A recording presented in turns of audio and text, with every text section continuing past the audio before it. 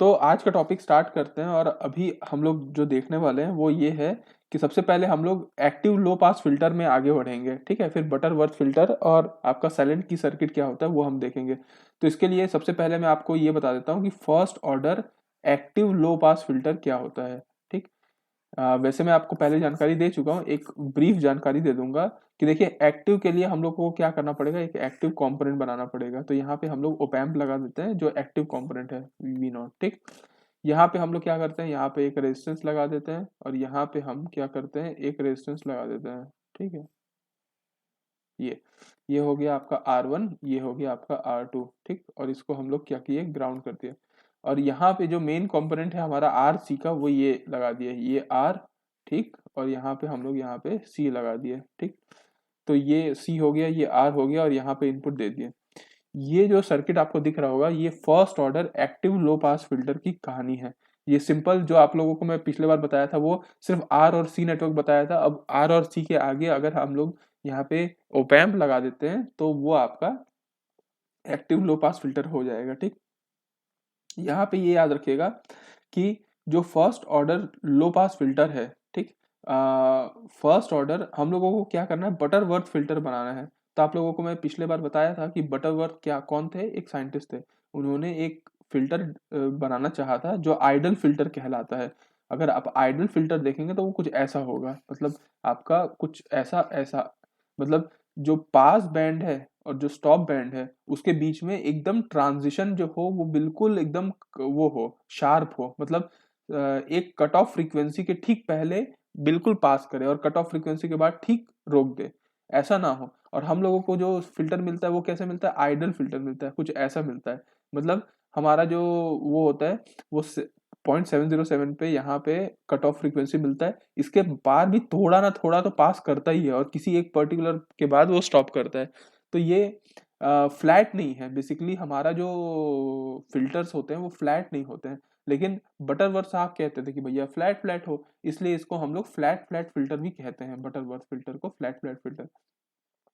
अब इसको डिजाइन करना है, बटरवर्थ को हमको डिजाइन करना है। हम चाहते हैं कि हमारा जो फिल्टर हो वो बटरवर्थ जैसा हो, ठीक। लेकिन हमको मिलता ऐसा नहीं है। तो अब देखिए इसमें क्या वो देखेंगे तो इसमें तो आप तुरंत निकाल ही सकते हैं इसका ट्रांसफर फंक्शन। भाई इसका ट्रांसफर फंक्शन निकालेंगे तो आप क्या निकलेगा, वी नॉट बाय वी इन, ठीक। वी नॉट बाय वी इन, इसमें आप वैल्यू रख दीजिए भाई। यहाँ पे अगर आप रख दें वैल्यू को तो यहाँ पे क्या आएगा, जीरो माइनस, जीरो माइनस आपका, अच्छा यहाँ पे जो करंट है वही करंट यहाँ पे फ्लो हो रहा होगा। तो जीरो माइनस वी एन जो आपका नेगेटिव टर्मिनल पे होगा divided by R1 is equal to V N minus V naught by R2, यही होगा सिंपल सा कॉन्सेप्ट। और अगर ये होगा तो वी नॉट की वैल्यू आ जाएगी, वी नॉट की वैल्यू आ जाएगी वी एन 1 + R2/R1। ये तो आप लोगों को पहले से भी पता होगा, क्यों, क्योंकि आप इन्वर्टिंग ओपैम्प वगैरह सब देख चुके हैं। आपका इन्वर्टिंग में आपका वी इन लगा हुआ है तो ये इन्वर्टिंग ओपैम्प कहलाएगा, है ना। तो 1 + R2/R1 तो इसका गेन कहलाता ही है, ठीक। अच्छा दूसरा, इसमें भी अगर आप चाहें तो इसमें भी आप लगा दे सकते हैं। कैसे लगा सकते हैं, V P minus V in by R, ठीक है, plus V P bye 1/SC करेंगे इक्वल टू 0। तो आपका ये भी एक इक्वेशन आ जाएगा जिससे अगर आप सॉल्व करेंगे तो वीपी की वैल्यू आ जाएगी आपकी 1/1 + SRC, ठीक है, इनटू आपका वी इन, यही आएगा। करके देख सकते हैं आप, इसको सॉल्व करके देखेंगे, इधर उधर लेके जाएंगे तो आपका ये वैल्यू आ जाएगी।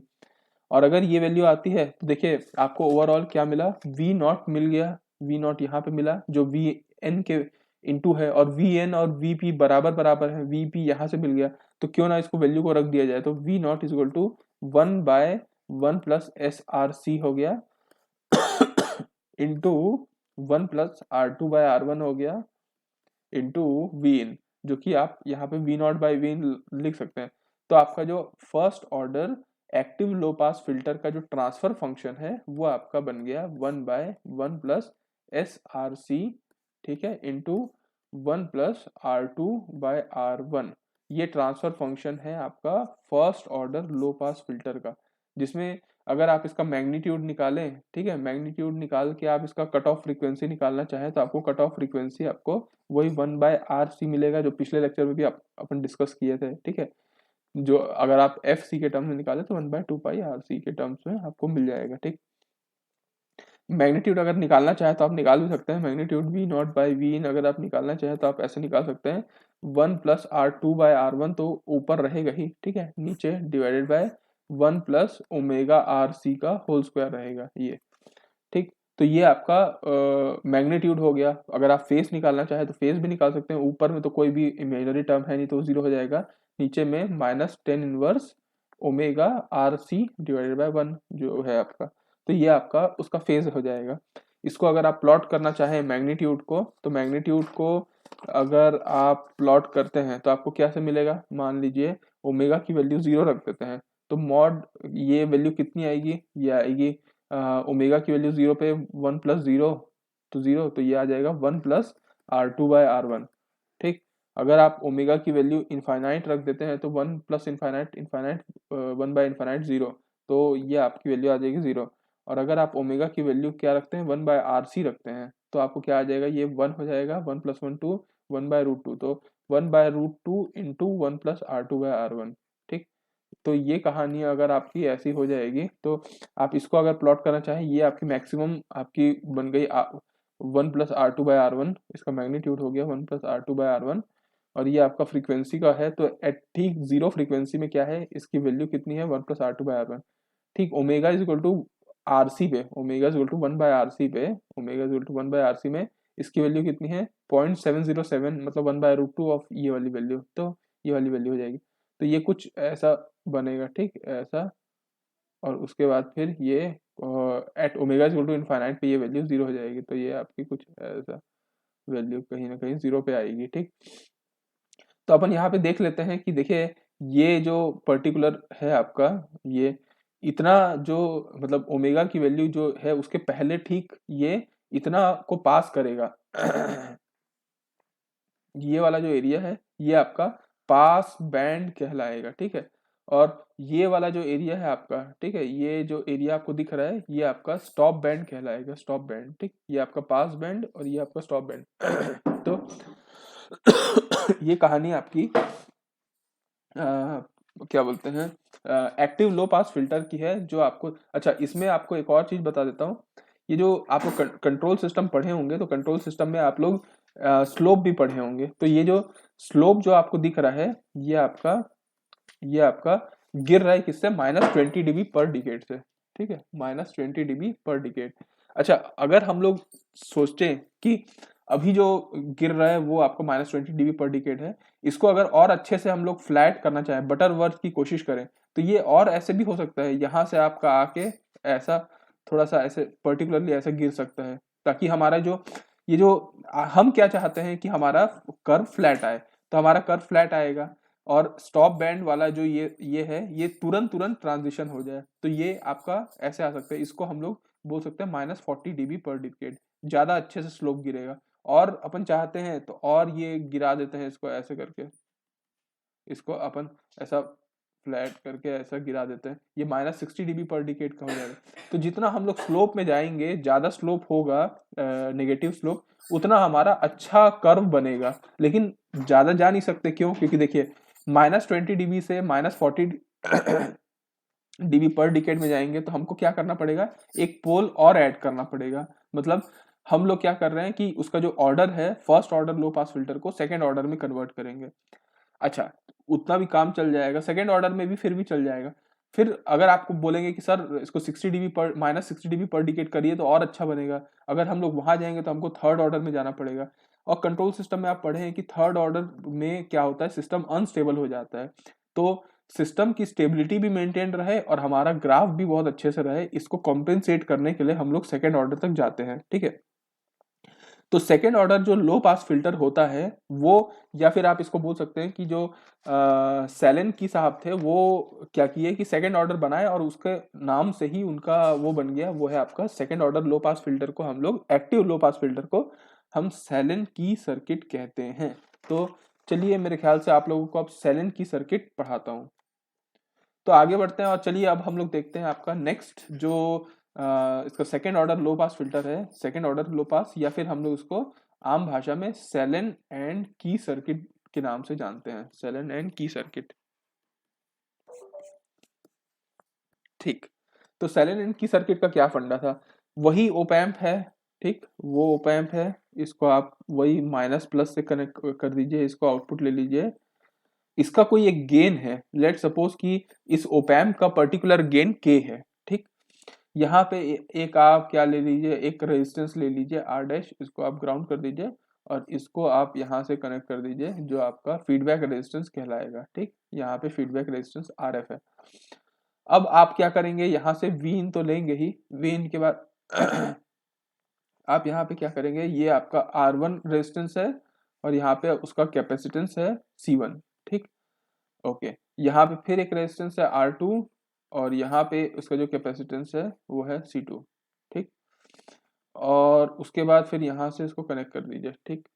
R1 C1 हो गया, R2 C2 हो गया और इसको कर। अच्छा, दूसरी बात, साइलेंट की सर्किट में ये चीज याद रखिएगा कि साइलेंट की सर्किट में second order low pass filter है, पहली बात तो, और फीडबैक लिया गया है, फीडबैक वो भी पॉजिटिव फीडबैक, और पॉजिटिव फीडबैक यहाँ से ऐसे कनेक्ट कर देंगे इस कैपेसिटर के साथ, ठीक। ये बन गया आपका साइलेंट की सर्किट। तो साइलेंट की सर्किट कोई टफ नहीं है, ठीक है। बस क्या किए हैं अपन, second order low pass filter लिए हैं और पॉजिटिव फीडबैक लिए हैं, इतना ही अंतर है। अच्छा, अगर आप लोगों को मेरे ख्याल से second order low pass filter का, क्योंकि हम लोग पिछले लेक्चर में second order low pass filter पढ़े थे, अगर आपको ध्यान होगा तो देखिए यहाँ पे हम लोग second order low pass filter पढ़े थे, वही आर सी था, फिर आर सी था। तो इसका हम लोग क्या किए थे, दो ठो first order low pass filter को मल्टीप्लाई कर दिए थे, कास्केड कर दिए थे, जिससे हमारा ट्रांसफर फंक्शन कुछ यूं प्रकार से आया था, 1/s² प्लस ये करके, जिससे हम लोग ओमेगा एन, जीटा और क्यू की वैल्यू निकाले थे। तो जैसा कि आप लोगों को पता होगा कि इसमें, इस सर्किट में और उस सर्किट में सिर्फ इतना अंतर है कि उसमें एक फीडबैक भी आया है और जो एक्टिव कंपोनेंट है उसका एक गेन है। तो यहाँ का जो सर्किट है इसमें बस कुछ ही बदलाव आएगा, मतलब इसके जो ट्रांसफर फंक्शन में कुछ ही बदलाव आने वाला है। तो आपको मैं चलिए नोट डाउन करवा देता हूँ यहाँ पे क्या क्या बदलाव आने वाला है। देखिएगा, इसका जो ट्रांसफर फंक्शन है आप खुद निकाल के देखेंगे तो भी आपको समझ में आ जाएगा। इसका ट्रांसफर फंक्शन वो आपका आएगा K/R1 R2 C1 C2, ठीक, डिवाइडेड बाय S² वहां भी था, ठीक है, S वहां भी था, यहाँ पे R1 C1 था प्लस R2 C2 था, और नीचे में था आपका R1 R2 C1 C2, यही था, इतना था पहले। इसमें क्या होगा, नया कंपोनेंट जो ऐड हो रहा है, मैं नए कलर से आपको बता देता हूँ, वो ये है R1 C1 1 - K, ठीक है, ये वाला टर्म आपका नया जुड़ गया, ठीक। और उसके बाद आपका same term 1/R1 R2 C1 C2। तो इस जो सेलेन की सर्किट का जो हमारा ये सर्किट आपको दिख रहा होगा, R1 C1 R2 C2 और पॉजिटिव फीडबैक फ्रॉम आउटपुट, ये आपका इस सर्किट का ट्रांसफर फंक्शन कुछ ऐसा है। आप अगर नहीं जानते तो आप इसको सॉल्व करके देख लीजिए, R1 C1 R2 C2, आपका यही आंसर आएगा। तो सॉल्व करने में काफी लंबा टाइम जाएगा, तो पहले ही मैं सॉल्व कर चुका हूँ पैसिव कंपोनेंट के साथ, तो उसको मैं यहाँ पे दिखा दिया, बस जो कंपोनेंट एक्स्ट्रा जोड़ रहा है वो आपको यहाँ पे हरे कलर से दिखा दिया। आगे बढ़ते हैं, और अगर यहाँ तक अगर आपको क्लियर है कि ये ट्रांसफर फंक्शन है इस सर्किट का, तो अगर हम लोग इसको स्टैंडर्ड ट्रांसफर फंक्शन से कंपेयर करें, ठीक है, स्टैंडर्ड ट्रांसफर फंक्शन से अगर हम लोग कंपेयर करते हैं तो स्टैंडर्ड ट्रांसफर फंक्शन कैसा है, कुछ TS = K into omega N square होता है, S स्क्वायर होता है, plus 2 zeta omega N S होता है, प्लस ओमेगा एन स्क्वायर भी होता है। इसी को अगर आप दूसरे भाषा में देखें तो इसको ऐसा भी बोलते हैं, K omega N square S square plus omega N by Q का S plus omega N square, ये भी स्टैंडर्ड ट्रांसफर फंक्शन है। अगर आप इससे कंपेयर करना चाहेंगे उस सर्किट को, तो आपको ओमेगा एन की वैल्यू, देखिए यहाँ का वैल्यू को ओमेगा एन से कंपेयर कर सकते हैं, तो ये आ जाएगा आपका 1/√R1 R2 C1 C2, ठीक। और ओमेगा एन बाय क्यू जो होता है उसको आप किससे कंपेयर कर सकते हैं, ये ओमेगा एन बाय क्यू को इस पूरे टर्म से, वो होगा आपका R1 C1 plus R2 C2 plus R1 C1 1 - K, ठीक है। और यहाँ पे आपका आ जाएगा R1 R2 C1 C2, ठीक। ये टर्म आपका क्या हो गया, ओमेगा एन बाय क्यू है। अच्छा, इसमें अगर हम लोग ये मान लें कि लेट आपका R1 बराबर है R2 के, बराबर है R के, और C1 बराबर है C2 के, बराबर है C के, तो क्या हो सकता है? देखिए, ओमेगा एन हो सकता है 1/RC, सिंपल। और आपका ओमेगा एन बाय क्यू क्या हो सकता है? ओमेगा एन बाय क्यू, देखिए यहाँ पे आ गया R1C1 बराबर है तो 2RC हो गया, 2RC प्लस ये RC हो गया 1 - K, और यहाँ पे हो गया R²C², जो कि इसको अगर आप थोड़ा सा और सॉल्व करोगे ओमेगा एन बाय क्यू को, तो आपका आ जाएगा, आरसी आरसी को कॉमन ले लेते हैं तो आपका आ जाएगा 2+1 - K, ठीक, डिवाइडेड बाय R²C², जो कि स्क्वायर स्क्वायर यहाँ कट जाएगा, यहाँ आ जाएगा 3 - K/RC। ओमेगा एन की वैल्यू आपको पता है, ओमेगा एन क्या होता है? 1/RC, तो 1/RC है, और क्यू तो रहेगा ही, इज इक्वल टू 3 - K/RC। ये आरसी आरसी कटा, क्यू की वैल्यू हो गई 1/3 - K। तो देखिएगा, पिछला जो हमारा क्वालिटी फैक्टर था वो सीधा सीधा जो आपका पैसिव कंपोनेंट के साथ आया था वो था simple Q is equal to half. अगर आपको याद होगा, पिछला हम लोग जो second order low pass filter देखे थे उसमें आपका Q की वैल्यू सिंपल हाफ वैल्यू थी, 0.5, और इसमें क्या है? Q की वैल्यू है आपका 1/3 - K। अब आपको मैं पिछले बार का कर्व आपको बताया था कि देखिए, हमारा जो कर्व है वो आपका ओमेगा और आपका गेन का कर्व है, इसमें आपका हमको जो मिलता है वो कुछ ऐसा मिलता है, ठीक, ये मिलता है। ये आपका जो पिछले में मिला second order low pass filter में, ये Q की वैल्यू 0.5 की वैल्यू थी, ठीक। इससे और भी वो भी मिलता है, मतलब इसको कुछ ऐसा भी मिलता है, ठीक है, ये, और ये वैल्यू होती है Q की वैल्यू 0.1। इससे और अच्छा कर्व भी मिलता है, ऐसा फ्लैट कर्व भी मिलता है, फ्लैट कर्व, ठीक है, और ऐसा जाके ऐसा गिरता भी है, ये जो कि ये हम लोगों को चाहिए। और ये किस वैल्यू पे मिलती है? 0.707 पे, मतलब अगर क्वालिटी फैक्टर 0.707 पे है तो हमको बटरवर्थ फिल्टर जैसा चीज मिलता है, बटरवर्थ डिजाइन जैसा। तो हमको क्या चाहिए कि अगर हमको सेलेन की सर्किट क्यों बना रहे हैं? क्योंकि हमको बटरवर्थ फिल्टर चाहिए। तो बटरवर्थ फिल्टर के लिए Q की वैल्यू 0.707 होनी चाहिए। तो यहाँ पे चलिए इसको वैल्यू को अगर अपन 0.707 रख देते हैं और 1/3 - K करते हैं तो आपकी K की वैल्यू आ जाएगी 1.586। इसका मतलब ये है, और K क्या है? आपको याद है K क्या है? मैं अभी आपको बताया था कि K क्या है? इस सर्किट का, ओपैम्प का गेन है। और इस ओपैम्प का गेन आप देखिएगा, ये कौन सा सर्किट है? ये है इन्वर्टिंग ओपैम्प, है ना?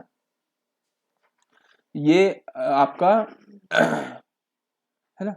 अच्छा, सॉरी, नॉन इन्वर्टिंग। तो यहाँ पे इसका गेन क्या आएगा?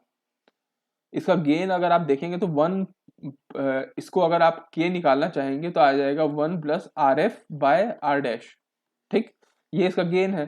तो आपको के की वैल्यू आ गई 1.586। इसका मतलब ये है कि अगर हम लोग डिजाइन करना चाहें तो 1+RF/R डैश अगर अपन लिखना चाहें तो ये आता है 1.586। इसको अगर आप सॉल्व करते हैं तो RF की वैल्यू होती है 0.586। इसका मतलब ये है कि अगर आप फीडबैक रेजिस्टेंस को अगर आप 0.586 इंटू आर डैश रखते हैं तो आपका काम बन जाएगा। आपका ये जो फिल्टर है, मतलब ये जो सर्किट है, जो आप ये सैलेन की सर्किट आप देख रहे हैं, इसमें अगर ये आर एफ की वैल्यू अगर 0.586 ऑफ आर डैश होगा तो ये सर्किट बटरवर्थ फिल्टर की तरह काम करने लगेगा। ये बटरवर्थ फिल्टर, और बटरवर्थ फिल्टर का जो आपका फ्रीक्वेंसी रिस्पॉन्स है कुछ यू प्रकार से है, जिसका क्वालिटी फैक्टर 0.707 होता है। अब हम लोग क्या करते हैं, इसकी सेंसिटिविटी देखते हैं, ठीक है, सेंसिटिविटी। तो सेंसिटिविटी क्या होता है? देखिए, बेसिकली रेट होता है। सेंसिटिविटी अगर आप देखना चाहें तो आपका ओमेगा एन, ठीक है, omega N with respect to R, मतलब आपका जो नेचुरल फ्रीक्वेंसी है, ठीक है, वो रेजिस्टेंस के बेसिस पे कितना चेंज हो रहा है, मतलब आप क्या है, रेजिस्टेंस को ही चेंज कर रहे हैं उसी में आपका, तो रेजिस्टेंस के बेसिस पे, मतलब रेजिस्टेंस को थोड़ा भी चेंज करते हैं तो नेचुरल फ्रीक्वेंसी में क्या अफेक्ट पड़ता है। सेंसिटिविटी अगर आपका क्वालिटी फैक्टर में क्या इफेक्ट पड़ता है अगर आप गेन को, के को चेंज करते हैं, ये दो की सेंसिटिविटी आपको चेक करनी है, ठीक, ठीक है। तो देखिएगा, यहाँ पे अपन क्या करते हैं, सेंसिटिविटी को आप लोग पढ़े होंगे, सेंसिटिविटी का फॉर्मूला, सेंसिटिविटी अगर ओमेगा एन आर के टर्म्स में देखते हैं तो rate of change of omega N with respect to omega N and change of जो आपका रेजिस्टेंस है डिवाइडेड बाय आपका आर, ठीक है। तो ये आपका फॉर्मूला होता है सेंसिटिविटी निकालने का। वैसे ही इसको कैसे निकालेंगे, ऊपर का वैल्यू है डेल्टा मतलब change in quality factor with respect to quality factor, change in आपका गेन रिस्पेक्ट टू गेन, ये आपका सेंसिटिविटी निकालने का फॉर्मूला होता है। अब इसमें क्या करेंगे, इसको आप ऐसा भी लिख सकते हैं delta omega N divided by delta R, और ये आर ऊपर चला गया into R by omega N, ये लिखा जा सकता है इसको मैथमेटिकली। और अगर आप इसको लिखते हैं तो del omega N by del R, omega N की वैल्यू मालूम है कितनी है, नेचुरल फ्रीक्वेंसी अभी हम लोगों ने जस्ट कैलकुलेट की है, तो ओमेगा एन की वैल्यू 1 बाय आर सी है, तो 1 बाय आर सी है।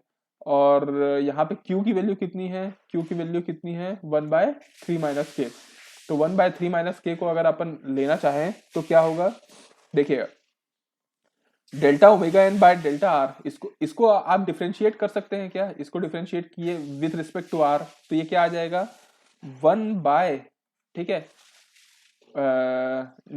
आर नीचे है तो minus 1 by C into R square होगा क्या, और अगर ये होगा उसके बाद into R by omega N, omega N की वैल्यू कितनी है 1 बाय आर सी, तो इसको ऊपर ले जाते हैं 1 बाय आर सी को, ऐसा 1 बाय आर सी है, इसको ऊपर ले जाते हैं तो क्या होगा देखिएगा minus 1 by C R square into C, ये आपस में कट जाएगा और इसकी वैल्यू हो जाएगी -1, तो इसकी सेंसिटिविटी वैल्यू हो जाएगी -1। वैसे ही आपका del Q by Q, del K by K को अगर आप लिखना चाहें तो del Q by del K into K by Q हो जाएगी, जहां आपका डेल क्यू बाय डेल के मतलब चेंज इन आपका क्यू विथ रिस्पेक्ट टू के, इसको अगर आप सॉल्व करना चाहें तो कैसे होगा, इसको अगर आप सॉल्व करिए और के और क्यू की वैल्यू रखेंगे तो आपको वैल्यू आ जाएगी के बाय 3 माइनस के।